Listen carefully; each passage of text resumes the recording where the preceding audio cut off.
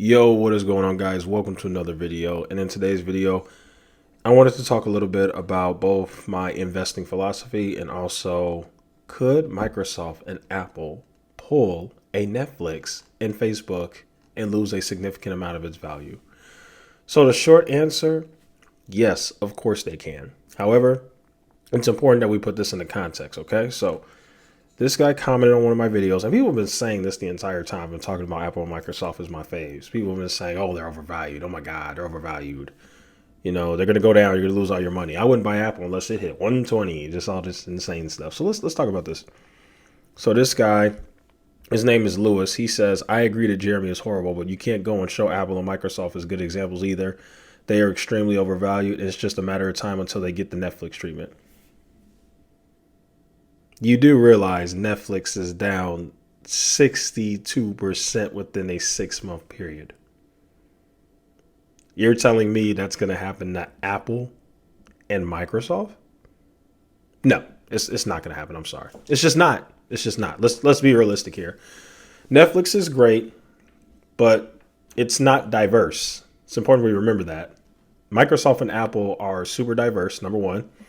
Number two, I want to make sure that my investing philosophy doesn't get misconstrued by people in the comments who probably only watch one or two videos, you know, and shout out to the critics. I don't have any problem with people being critical of me. I think that's actually good for YouTube space, but I want to make sure that I'm very clear. Never do I ever preach to buy Microsoft and Apple exclusively. Everybody knows I say the number one thing you should have are index funds. Let's not forget that part. I don't get on here and say put all your money in Apple and Microsoft. That's not what I say. I say the majority of your money should be in index funds. As of me right now, I've got about 65, 70% of all of my money in index funds. The other 25, 30%, excluding the 5% that I put in the speculative investments like DraftKings and SoFi, the other 25 or 20 so percent goes into the blue chips. So it's very important we understand that distinction. Most of my net worth is all in index funds, all of it, majority of it. And what I love about index funds is I don't have to pay attention to key areas or price points like I do with individual stocks because they can drop so hard, right? So index funds, for example, I literally just got paid today. I will be buying index funds today. And that's what I love about index funds. Doesn't matter what they're trading at. I don't care. Whenever I get paid, I put money in there. And that is what I preach on this channel. That's the God honest truth. I say majority of your money, more than half, should be in index funds. Then a smaller amount, maybe like 20%, 15%, whatever you want to do, goes to blue chips. And the reason why is because, yes, you're right.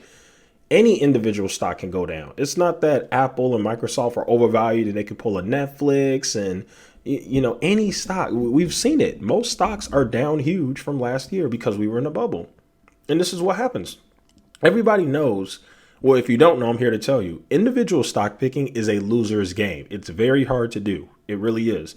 That's why most of my money goes to index funds, because I have recognized this. You can look at any study. Go on Google and type in the odds of making money with individual stock picking. It almost never happens. That's why I mostly stick to index funds. Now, why do I like to do stock picking? One, it's because I just downright like these companies. I like Microsoft. I like Apple. I think they're going to do well. And two, some of these companies I've held for a long time, and these companies like Apple and Microsoft and Tesla have outperformed the indexes. So it's fun to hold companies that outperform the indexes. Doesn't mean that they're going to always do that, but that's just the type of investor that I am. I like buying the best tech companies in the world, and I think they will continue to innovate and grow and make more money and do great things. That's what I honestly think. So that's why that's my philosophy. But I want to make sure we get this distinction very, very clear. I do not say buy Apple and Google and make those your top holdings and lose it. No. I always say buy index funds. That's what every single investor should do. Always. You should always put majority of your money in index funds, because index funds pretty much have the entire market in it.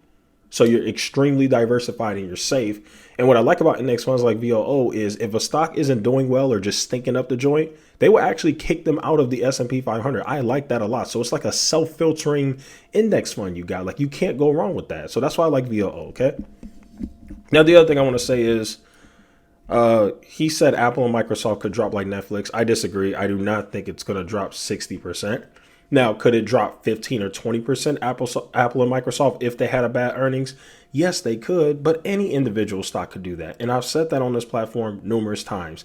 Any individual stock can drop. I don't care how great it is. I don't care what you think. Tesla, Apple, Microsoft, the Holy Bible stock, god dang it. I don't know, whatever. Any stock can drop in the stock market. That's why individual stock picking is so hard, because anything can happen that causes the stock to drop. And that is not the same case with index funds. Index funds do not drop like a rock like stocks do. Index funds are not very volatile. That's why I always preach index funds. Okay. I could argue that Apple has been overvalued for the last 2 years, but guess what? Had you held it, you still would have made money. So am I just going to not buy Apple and say, oh, I'm just going to sit and wait till it hits 120? Or am I going to say, well, it's not like my income that I bring in every 2 weeks is going to stop.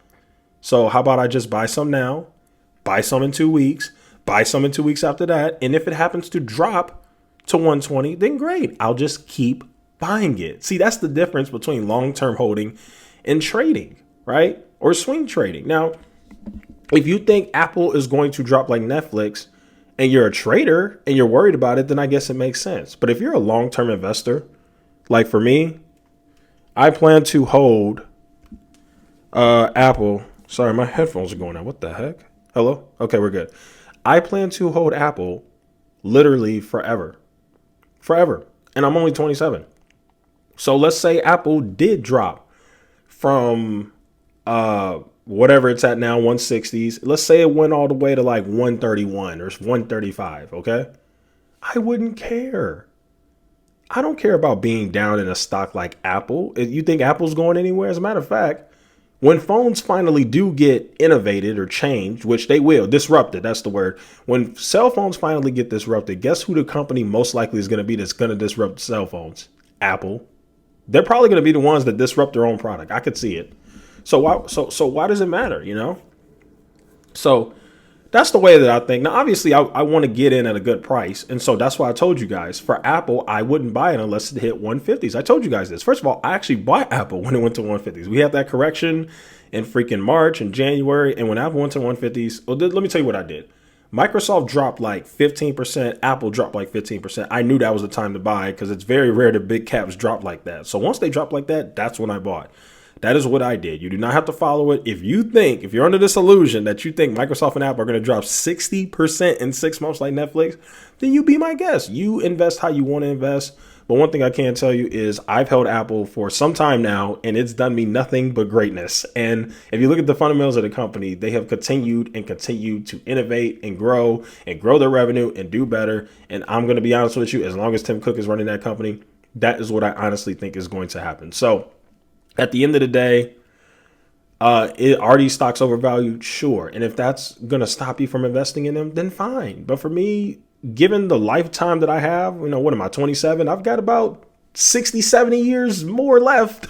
So I got plenty of time to buy these stocks. If they drop, it's not going to be the end of the world. It's just going to be a great opportunity for me to buy more. But if you want my honest opinion, I do not think they are going to drop. I'm sorry. I just don't.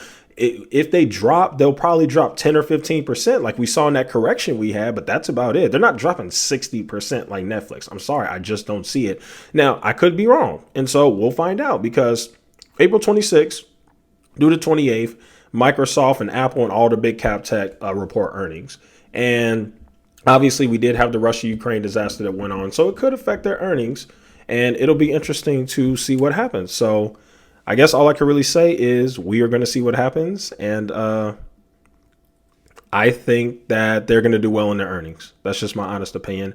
And I think these stocks are going to continue to reach new all-time highs because these are just fantastic companies. And so there you guys have it. Those are my thoughts. That'll go to conclude today's video. Thank you guys so much for watching. Feel free to like, share, and subscribe. And I will see you guys in the next one.